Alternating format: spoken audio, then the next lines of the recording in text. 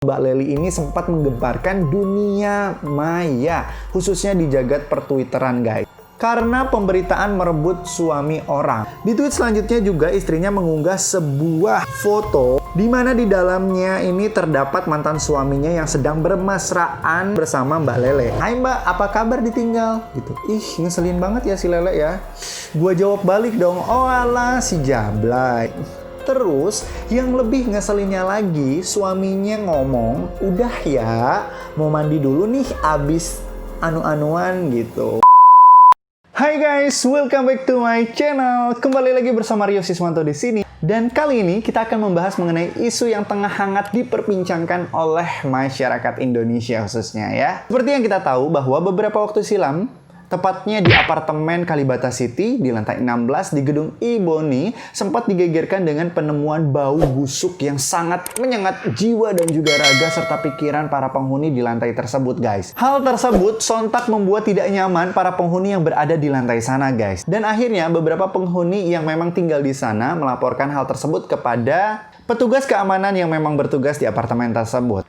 Setelah diselidiki oleh tim dari apartemen Kalibata City, ternyata ditemukan potongan mayat yang memang sudah dimutilasi di sebuah ruangan yang berada di lantai 16 tersebut, guys. Hal tersebut tentunya membuat geger seisi apartemen tersebut, guys. Dan akhirnya, petugas keamanan dari apartemen Kalibata City tersebut melaporkan hal ini kepada pihak yang berwajib. Well guys, sebelum kita membahas mengenai kronologi kejadian di TKP, terlebih sebetulnya Mamang penasaran ya, mungkin di antara teman-teman juga banyak yang penasaran, siapa sih sosok dalang dibalik tewasnya seorang pria yang tega dimutilasi menjadi 11 bagian ini. Dan kita juga ingin mengetahui sosok dari si korban ini. Sebetulnya motifnya apa sih? Nah, daripada lama-lama langsung saja, mari kita simak beberapa fakta berikut ini. Here we go.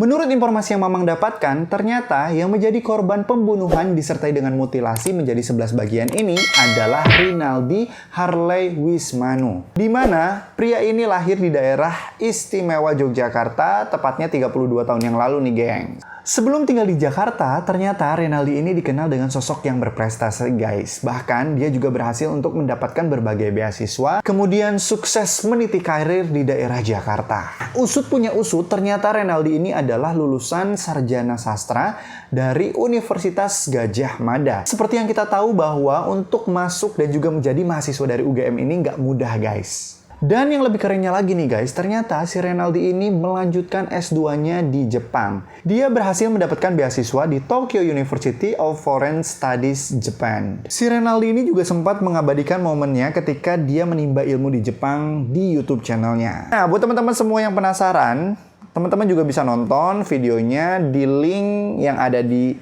laman deskripsi di bawah ini. Sebelum Rinaldi meninggal, diketahui bahwa ia tengah bekerja di salah satu perusahaan besar di Jakarta sebagai manajer HRD. Dia bisa dikatakan karirnya cukup cemerlang di usianya yang menginjak 32 tahun ini guys. Selain itu, menurut keluarganya, ternyata si Rinaldi ini memang sangat menyukai budaya Jepang. Sampai-sampai Rinaldi ini pernah memberi samurai dari Jepang dan menyimpan samurai tersebut di kediaman orang tuanya yang berada di Yogyakarta. Dan ternyata pada tahun 2019, si Rinaldi ini telah menikah bersama salah satu wanita warga Jepang yang berprofesi sebagai pramugari. Dan yang lebih menyedihkannya lagi nih guys, ternyata sosok Rinaldi ini di mata keluarga sangat pekerja keras dan dikenal sebagai tulang punggung keluarga. Di mana Rinaldi ini memiliki 2 adik laki-laki dan 1 adik perempuan. Pokoknya Rinaldi ini ternyata sangat menyayangi keluarganya lah gitu ya. Family man banget gitu.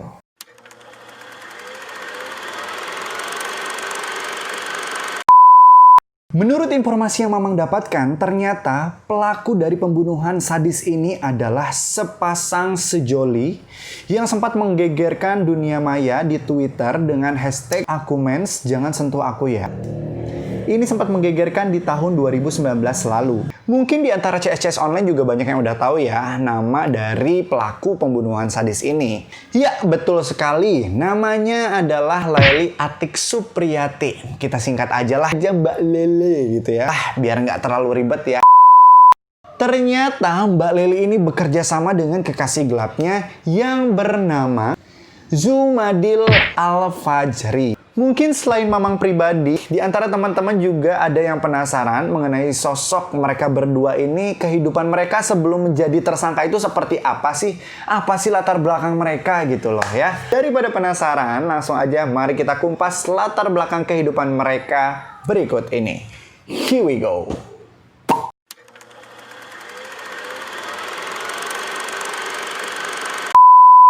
Guys, kalian nyangka nggak sih ternyata Mbak Lely ini dulunya terkenal dengan memiliki kemampuan akademis yang TOP-BGT guys. Nah, menurut informasi yang diperoleh, Mbak Lely ini ternyata dulunya mengambil jurusan kimia di Fakultas MIPA Universitas Indonesia. Tapi ada juga yang mengatakan katanya si Mbak Lely ini dulunya kuliah di jurusan geografi. Jadi yang mana yang benar sih guys sebenarnya? Nah, buat teman-teman semua yang tahu, boleh langsung komen di bawah ini. Selain itu, ternyata Mbak Lely ini juga pernah mengajar di universitas tersebut dan pernah mengajar di universitas-universitas yang lainnya. Selain itu, fakta berikutnya yang tak kalah mencengangkannya adalah ternyata si Mbak Lely ini pernah mengikuti Olimpiade Kimia hingga tingkat provinsi. Namun guys, sayang sekali kepintaran Mbak Lely ini sirna ketika COVID-19 melanda negara Indonesia guys. Menurut keterangan yang diberikan oleh pihak kepolisian, ternyata si Mbak Lely ini sedang mengalami kesulitan di bidang ekonomi guys. Dia mengaku bahwa selama pandemi COVID-19 ini pendapatannya begitu merosot guys. Mungkin jatah jam mengajarnya pun berkurang sehingga mengakibatkan Mbak Lely ini tidak bisa menghasilkan pendapatan. Selain itu, ternyata si Mbak Lely ini juga pernah bekerja di salah satu perusahaan properti yang ada di Jakarta guys. Namun, menurut kabar yang didapatkan, Mbak Lely ini mengajukan resign karena mendapatkan serangan dari mantan istri kekasih gelapnya. Seperti halnya yang sudah Mamang singgung di awal video tadi, bahwa Mbak Lely ini sempat menggemparkan dunia maya, khususnya di jagat pertwitteran guys. Karena pemberitaan merebut suami orang, si Bang Zuzu itu guys. Jadi ketika itu mantan istri dari Bang Zuzu ini mengupload sebuah tautan di Instagram dengan hashtag aku mens jangan sentuh aku ya. Nah, hashtag ini dulu sempat viral dan juga mendapatkan banyak sekali respon dari para netizen guys. And you know guys, hashtag tersebut kali ini kembali viral lagi guys. Mungkin banyak di antara teman-teman semua juga di sini yang penasaran. Jujur ya guys, sebenarnya Mamang tuh kayak agak gimana gitu ketika membaca tautan-tautan yang sempat diupload oleh mantan istri si Bang Zuzu ini. Teman-teman semua di sini pasti penasaran. Nah, untuk itu Mamang mau kasih bocoran-bocoran tautan yang sempat viral di tahun 2019 yang lalu ya guys ya. Here we go. Well guys, tweetan pertama ini isinya adalah foto dari mantan suaminya dan juga si Mbak Lely ini yang diduga merampas dan juga merebut suaminya. Isi captionnya adalah, ini foto-foto kali pertama gue tahu kalau mereka ada hubungan. Bukan tanpa sebab, ini berdasarkan chat suami ke temennya di Messenger. Sontak langsung gue sebar dong ke Twitter gitu, dan gue tanya lagi ke yang bersangkutan, ke si Mbak Lely ini, bahwa ternyata dia tuh nggak ngaku guys sebenarnya gitu. Bahkan dia menjelaskan bahwa dia itu cuma jalan bertiga dan foto-foto berdua ini untuk lucu-lucuan aja sih sebetulnya ke temennya, katanya gitu. Nah, selang beberapa hari kemudian ternyata si suaminya ini kembali mengelabrak istrinya. Suaminya marah-marah kepada istrinya dan mengatakan bahwa katanya ada yang ngirim screenshotan tweet dari istrinya tersebut kepada si suaminya ini. Yang nggak lain ternyata yang melaporkan itu adalah si Mbak Lely ini guys. Nah, suaminya bilang bahwa kok istrinya tega sih menyebar fitnah yang belum tahu kebenarannya. Kan orang yang jadi nggak tahu apa-apa jadi kena salahnya gitu. Dan suaminya juga mengatakan katanya si Mbak Lely ini sempat pulang karena malu. Padahal nyatanya si Mbak Lely ini nggak pulang guys, masih stay di Jakarta. Nah, kalian tahu nggak sih, gue hapus semua tweet dan gue minta maaf ke si Mbak Lely ini. Dan akhirnya mantan istrinya tersebut pun meminta maaf secara sopan melalui Line Messenger kepada Mbak Lely tersebut guys. Next kita bahas kehebotan selanjutnya. Ini adalah tweet yang kedua. Di mana tweet kedua ini berisi tentang caption dan juga foto si Mbak Lely ini. Isinya kurang lebih seperti ini guys. Aduh, banyak banget deh pokoknya chat-chat yang nantangin banget dari dia gitu. Dan gue selalu respon sopan. Dia udah bilang dia sayang sama suami gue. Dia mau terima anak-anak gue. Dia pun mau menikah sama suami gue. Dan gue katanya udah ketemu keluarganya dia. Selain itu, mantan istrinya juga menulis data diri Mbak Lele ini nih. Laili Atik Supriyati. Lahir pada tanggal 27 bulan Desember tahun 93. Alumni Geografi FMIPA. Nah, tadi katanya ada yang bilang alumni kimia. Ada yang bilang juga alumni geografi. Yang benar yang mana sih guys? Boleh langsung komen di bawah ini yang tahu ya. Masuk UI pada tahun 2012. Dulu juga sempat menjadi ketua Pemira IKM UI 2014. Dan konon katanya dulu diberhentikan guys. Nah terakhir dia kerja di PT Sanofi Aventis Indonesia Pulau Mas. Baru banget resign Jumat kemarin karena dia takut gue samper ke kantornya gitu. Sampai saat ini gue masih belum tahu perlihat data keluarganya dia kecuali alamat rumah yang dia cantumin di UI dan Sanofi gitu. Sampai-sampai nih ternyata si Mbak Lele ini menutup akses komunikasi mantan istrinya dengan Mas Juzu itu yang ketika itu masih menjadi suami sahnya dari si Mbak yang bersangkutan ini. Nah, kehebohan tidak hanya sampai situ guys. Ternyata mantan istrinya pun mengunggah kembali di tweetan yang ketiga. Di tweet ketiga ini berisi sebuah screenshot profile Facebook dia mungkin ya. Dan juga sebuah caption yang mengungkapkan tentang kebenaran dan juga sisi lain dari Mbak Lele. Jadi guys, menurut mantan istrinya, si Mbak Lele ini memiliki banyak sekali nama samaran gitu ya. Kadang-kadang namanya jadi Vivi Agustina lah, jadi Aisyah lah. Dan katanya si Mbak Lele ini pernah membuat KTP palsu atas nama Vivi Agustina. Dengan nick dan data semuanya itu asli. Tapi diubah pakai foto dia. Hebatnya lagi nih ya, identitas ini bisa digunakan untuk membuat rekening dan daftar di Pasca Bayar Halo. Wow, ternyata Mbak Lele juga punya keahlian lain guys ya.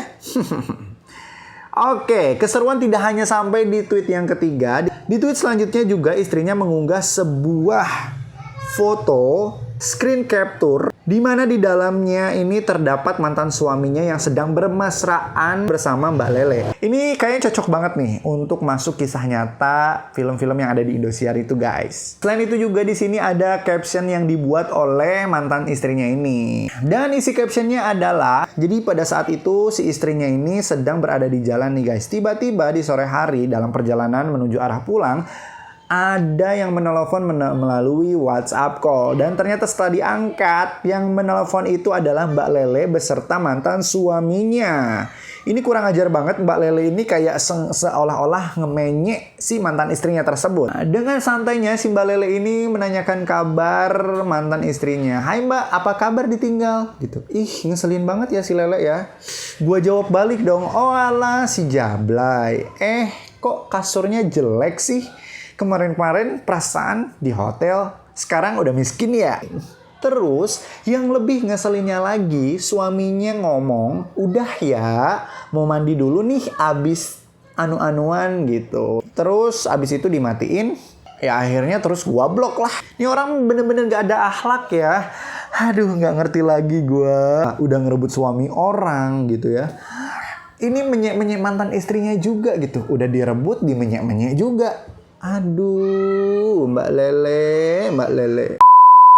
Di tweet terakhirnya, di mana tweet ini adalah tweet kelima, dia pernah berada di posisi yang sangat-sangat frustasi hingga berniat untuk mengakhiri hidupnya dengan berbagai cara. Katanya dia juga pernah meminum betadine 20 pills, tapi nggak ada efek apapun, pusing aja enggak gitu. Selanjutnya, dia juga pernah meracik sebuah obat anti nyeri 14 pil dan juga lelap 6 pil. Dan you know guys, ini juga nggak berhasil menghilangkan nyawa mantan istrinya tersebut. Sampai-sampai nih guys, saking frustasinya lagi, si mantan istrinya itu membeli pisau baru yang katanya sih lumayan tajam ya guys ya. Nah, tapi anehnya lagi ketika mantan istrinya tersebut mencoba untuk mengiris tangannya, kok si tangannya itu kayak nggak keiris-iris gitu loh. Udah ditekan, kok nggak ada hasil apa-apa gitu. Cuman ada hasil lecet-lecet gitu doang lah gitu. Ya pada intinya Tuhan tidak mengizinkan mantan istrinya itu untuk meninggal dunia.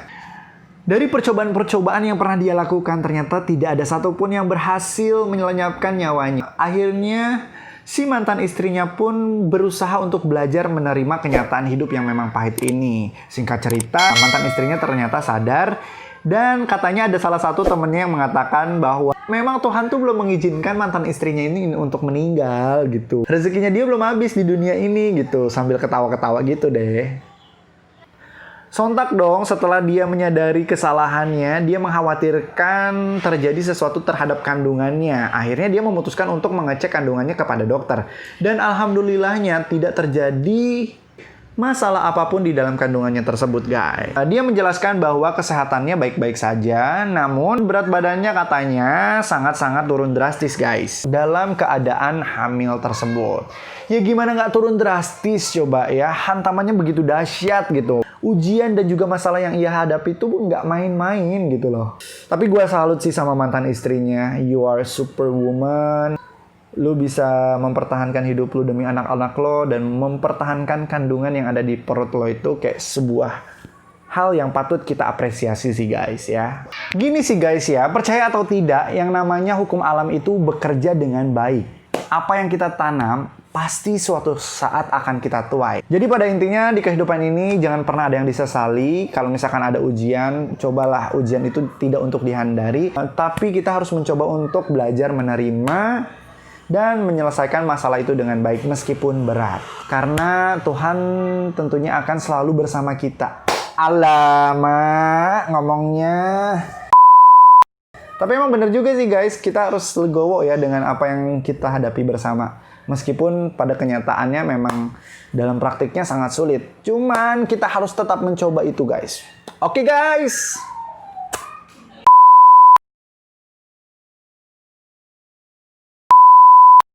Jadi guys, ketika suasana telah mendukung, perlahan kekasih gelapnya ini mulai keluar dari kamar mandi dan memukul si korban dari belakang menggunakan batu bata sebanyak 3 kali pukulan. Parahnya lagi nih guys, ternyata si korban juga ditusuk menggunakan pisau sebanyak 7 tusukan guys.